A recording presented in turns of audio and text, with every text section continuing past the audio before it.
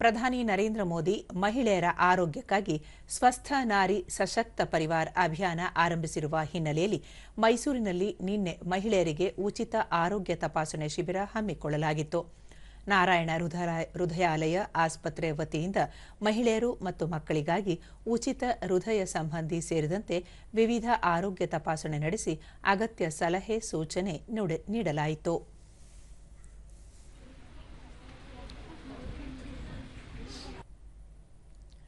ದೂರದರ್ಶನದೊಂದಿಗೆ ಆರೋಗ್ಯ ತಪಾಸಣೆಯಲ್ಲಿ ಪಾಲ್ಗೊಂಡಿದ್ದ ಮಹಿಳೆ ಜ್ಯೋತಿ, ಉಚಿತವಾಗಿ ಆರೋಗ್ಯ ತಪಾಸಣೆ ಹಮ್ಮಿಕೊಂಡಿರುವುದು ಬಡ ಜನರಿಗೆ ಅನುಕೂಲವಾಗಲಿದೆ ಎಂದು ಹೇಳಿದರು. ಎಲ್ಲ ಅನುಕೂಲ ಚೆನ್ನಾಗಿದೆ ಇಲ್ಲಿ ಹಾಸ್ಪಿಟಲಲ್ಲಿ.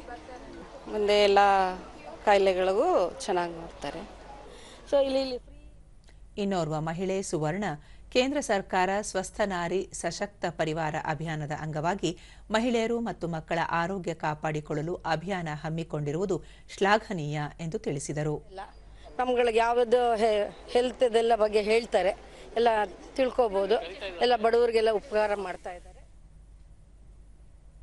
ವೈದ್ಯ ಡಾಕ್ಟರ್ ಅಶೋಕ, ಕೇಂದ್ರ ಸರ್ಕಾರ ಮಹಿಳೆಯರು ಮತ್ತು ಮಕ್ಕಳ ಆರೋಗ್ಯ ಕಾಪಾಡುವ ದೃಷ್ಟಿಯಿಂದ ಸ್ವಸ್ಥ ನಾರಿ ಸಶಕ್ತ ಪರಿವಾರವನ್ನು ದೇಶಾದ್ಯಂತ ಆರಂಭಿಸಿದೆ.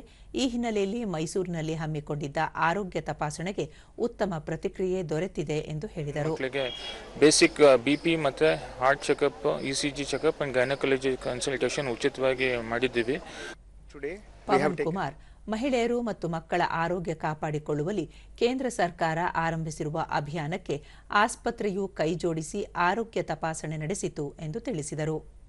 Because in India we all know that if our mothers and our sisters, if they are happy, then only the society will be happy. So considering this, our Prime Minister's initiative, we are also going to celebrate.